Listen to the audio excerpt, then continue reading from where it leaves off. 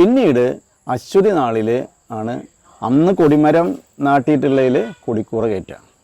ആ കൊടിക്കൂറ കയറ്റി അന്ന് രാവിലെ കൊടിക്കൂറ കയറ്റും, വൈകുന്നേരമാണ് അശ്വതി പുറപ്പാട്.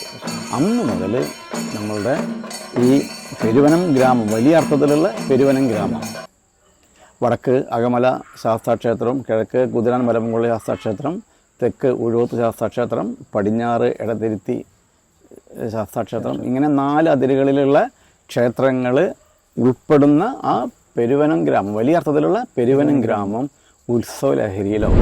ആറാട്ടുപുരത്തിന്റെ ചരിത്രം ആരെങ്കിലൊക്കെ പറഞ്ഞിട്ടുണ്ടാവും. 1442 ആറാട്ടുപുഴ പൂരമാണ് പോരുന്നത്. ലോകത്തിലെ തന്നെ സെക്കൻഡ് ഓൾഡസ്റ്റ് ഹിന്ദു ഫെസ്റ്റിവലാണ് ഈ ആറാട്ടുപുഴ പൂരം. സെക്കൻഡ് ഓൾഡസ്റ്റ്, ഒന്നാമത്തെ കുംഭമേളയാണ്. ഒന്നാമത്തെ ഏറ്റവും ഓൾഡസ്റ്റ് ഹിന്ദു ഫെസ്റ്റിവൽ കുംഭമേളയാണെങ്കിൽ രണ്ടാമത്തെ ഓൾഡസ്റ്റ് ഹിന്ദു ഫെസ്റ്റിവൽ നമ്മുടെ ആറാട്ടുപുഴ പൂരമാണ്. 1442 കൊല്ലം പഴക്കം ഈ പൂരത്തിനുണ്ടെന്ന്. പൂരത്തിന്റെ 2 ഫേസ് ആയിട്ട് നമുക്ക് കാണാം. ഭൂപരിഷ്കരണ നിയമം വരുന്നതിന് മുമ്പുള്ള ഒരു പൂരം, അത് 70കളുടെ മുമ്പുള്ള പൂരം, ഏറ്റവും ഗ്ലോറിയസ് ആയിട്ടുള്ള പൂരം ആ കാലഘട്ടത്തിൽ. ഈ അമ്പലം നടത്തിയിരുന്ന ഊരാളന്മാരായാലും ഇല്ലക്കാരായാലും അവരൊക്കെ വളരെ ധനാഢ്യന്മാരും അമ്പലങ്ങൾക്ക് തന്നെ ധാരാളം ഭൂസ്വത്തുള്ള ഒരു കാലമായിരുന്നു. അന്നാണ് ഏറ്റവും ഗ്ലോറിയസ് ആയിട്ടുള്ള എല്ലാ പൂരങ്ങളും നടത്തിയിരുന്നത്.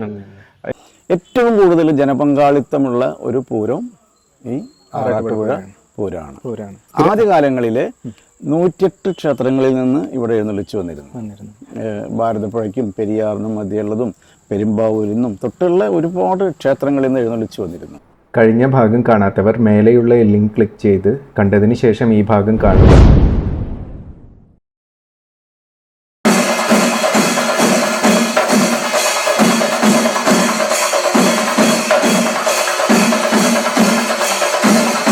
അത് ഈ പൂരത്തിൻ്റെ ഏറ്റവും ആദ്യം ആറാട്ടുപുഴ പൂരത്തിൻ്റെ 28 ദിവസം മുമ്പ് ചേർപ്പ് ഭഗവതി ക്ഷേത്രത്തിൽ കൊടിമരം നാട്ടും.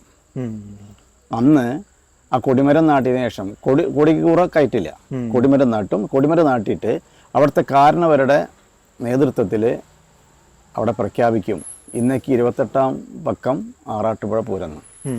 ഇതേപോലെ തന്നെ പിറ്റേ ദിവസം തിരുവള്ളക്കാവ് ശാസ്താക്ഷേത്രത്തിലും കൊടി കയറും.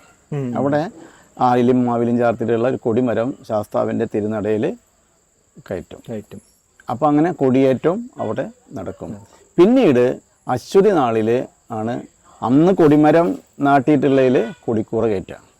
ആ കൊടിക്കൂറ കയറ്റി അന്ന് രാവിലെ കൊടിക്കൂറ കയറ്റും, വൈകുന്നേരമാണ് അശ്വതി പുറപ്പാട്.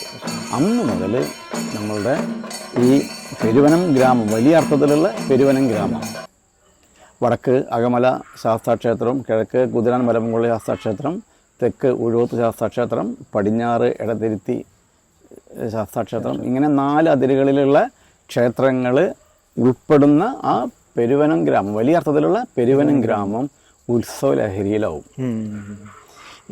ഈ കാലഘട്ടങ്ങളിൽ കൊടി കയറി കഴിഞ്ഞാൽ അത്തം കൊടിക്കുത്ത് വരെയുള്ള സമയത്ത് രാവെന്നോ പകലെന്നോ വ്യത്യാസമില്ലാതെ ദേവീദേവന്മാരുടെ എഴുന്നള്ളിപ്പുകൾ നടക്കും. സാധാരണ നമ്മൾ ക്ഷേത്രങ്ങളിൽ ചെന്നിട്ടാണ് ദേവനും ദേവിയെ കാണുക. ഈ പൂരക്കാലത്ത് അങ്ങനെയല്ല. പൂരക്കാലത്ത് ഈ ദേവീദേവന്മാർ ഭക്തരിലേക്ക് ഇറങ്ങിച്ചെല്ലും. അതാത് സ്ഥലങ്ങളിൽ കേന്ദ്രീകരിച്ച് പറയെടുപ്പും, അതുമാതിരി ചില മഠങ്ങളിൽ ഇറക്കിപ്പൂജ, അതാത് ക്ഷേത്രങ്ങളിൽ ഇറക്കിപ്പൂജ, ഒരു ദേവൻ അല്ലെങ്കിൽ ദേവി മറ്റ് ക്ഷേത്രങ്ങളിൽ ഇറക്കിപ്പൂജ. ഇപ്പോൾ ചേർപ്പ് ഭഗവതി ക്ഷേത്രത്തിലാണല്ലോ ചേട്ടൻ, അപ്പോൾ അത് ഭൂമിദേവിയുടെ അമ്പലം എന്നാണ്, അങ്ങനെയാണ് ഞാൻ ആദ്യമായിട്ട് ഇവിടെ വരുന്നതൊക്കെ. അപ്പം അതിനെപ്പറ്റി കൂടുതൽ ഒന്ന് പറയാൻ പറ്റുമോ? എന്നുവെച്ചാൽ ഭൂമിദേവി എന്ന് പറയുമ്പോൾ എന്നുവെച്ചാൽ അധികം ക്ഷേത്രങ്ങളില്ല, വേണമെങ്കിൽ ഇല്ല എന്ന് തന്നെ പറയാം കേരളത്തിൽ. ലോകത്തിൽ ആ കൂടി ഒറ്റ ഭൂമിദേവിയുടെ പ്രതിഷ്ഠയുള്ളൂ എന്ന് വളരെ സ്പഷ്ടമായിട്ട് പറയാം. അത് ചേർപ്പ് ഭഗവതിയാണ്. എങ്ങനെയാണ് ഈ ഭൂമിദേവി എന്നുള്ള സങ്കല്പത്തോട് പറഞ്ഞു വെച്ച് കഴിഞ്ഞാൽ, ഈ ആറാട്ടുപുഴ പൂരത്തിന്റെ ചരിത്രം ആരെങ്കിലൊക്കെ പറഞ്ഞിട്ടുണ്ടാവും.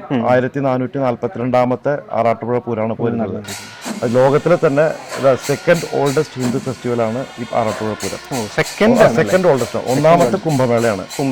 ഒന്നാമത്തെ ഏറ്റവും ഓൾഡസ്റ്റ് ഹിന്ദു ഫെസ്റ്റിവൽ കുംഭമേളയാണെങ്കിൽ രണ്ടാമത്തെ ഓൾഡസ്റ്റ് ഹിന്ദു ഫെസ്റ്റിവൽ നമ്മുടെ ആറാട്ടുപുഴ പൂരമാണ്. 1442 കൊല്ലം പഴക്കം ഈ പൂരത്തിനുണ്ടെന്നത്. അതിനുള്ള ഗ്രന്ഥവരികളും സപ്പോർട്ടിംഗ് ഡോക്യുമെന്റ്സും ഒക്കെ ഉണ്ട്. അതുകൊണ്ട് നമുക്ക് വളരെ സ്പഷ്ടമായിട്ട് പറയാം, ഏറ്റവും പഴക്കം ചെന്ന രണ്ടാമത്തെ ഹിന്ദു ഫെസ്റ്റിവലാണ്. ഒരു ഹെറിറ്റേജ് ഫെസ്റ്റിവലും കൂടിയാണ് അത് ആറാട്ടുപുഴ പൂരം. ഈ ആറാട്ടുപുഴ പൂരത്തിന്റെ ഏറ്റവും പ്രധാനപ്പെട്ട ഒരു ചടങ്ങ് എന്ന് പറയുന്നത് ആറാട്ടുപുഴ പാടത്ത് കൂട്ടിയെന്നുള്ളിപ്പ് എന്ന് പറയും. തൃപ്രയാർ തേവര് ദേവസംഗമം, തൃപ്രയാർ തേവര് നടുക്കിൽ നിൽക്കുന്നു. അതായത് മഹാവിഷ്ണു ഒരു ഭാഗത്ത് മഹാലക്ഷ്മിയും മറ്റൊരു ഭാഗത്ത് ഭൂമിദേവി. മഹാലക്ഷ്മി എന്ന് പറയുന്ന ഊരകമതിലൂടെ ഇടത്തെ ഭാഗത്ത് വലത്തെ ഭാഗത്ത് അലങ്കരിക്കുന്നത് ചേർപ്പ് ഭഗവതിയാണ്. ഭൂമിദേവി വിശ്വാസത്തോടു കൂടി. അങ്ങനെയാണ് ഇത് ഭൂമിദേവിയുടെ ഒരു കൺസെപ്റ്റ് ചേർപ്പ് ഭഗവതിക്ക് വരുന്നത്. ലോകത്തിൽ തന്നെ ഒരേ ഒരു ക്ഷേത്രമുള്ളൂ എന്നാണ് ഞാൻ മനസ്സിലാക്കുന്നത്. അല്ല, അങ്ങനെയാണ് അതിന് എന്താ പറയാ, ഈ ചേർപ്പ് ഭഗവതി ക്ഷേത്രമാണ് ഭൂമിദേവിയുടെ പ്രതിഷ്ഠയുള്ള ഒരേ ഒരു ക്ഷേത്രം. അപ്പൊ ഇതൊന്നും ഞാനിങ്ങനെ വില്ലുമംഗല സ്വാമിയുടെ കഥ കേട്ടിട്ടുണ്ട്. ആള് വൈകുണ്ഠ ദർശനം അവിടെ കഥകളൊക്കെ ഉണ്ട്. അപ്പൊ ഈ ഭൂമിദേവിയുടെ ഇത് അത്രയും റെലവെന്റ് ആയതുകൊണ്ടാണ് ഇങ്ങനെ ഒരു ക്വസ്റ്റ്യൻ. അതെ അതെ, തീർച്ചയായിട്ടും. അത് ഇവിടെ വന്നിട്ട് ഈ ക്വസ്റ്റ്യൻ ചോദിച്ചില്ലേ പിന്നെ അതെ അങ്ങനെ ചോദിച്ചതാണ്. ഈ വീഡിയോ ഇഷ്ടപ്പെട്ടെന്ന് കരുതുന്നു. എങ്കിൽ ലൈക്ക് ചെയ്യാൻ മറക്കല്ലേ. ഇനിയും ഇതുപോലത്തെ വർണ്ണാഭമായ കാഴ്ചകൾ കാണാൻ ചാനൽ സബ്സ്ക്രൈബ് ചെയ്യുമല്ലോ. ബെല്ലൈക്കൺ അടിക്കാൻ മറക്കല്ലേ.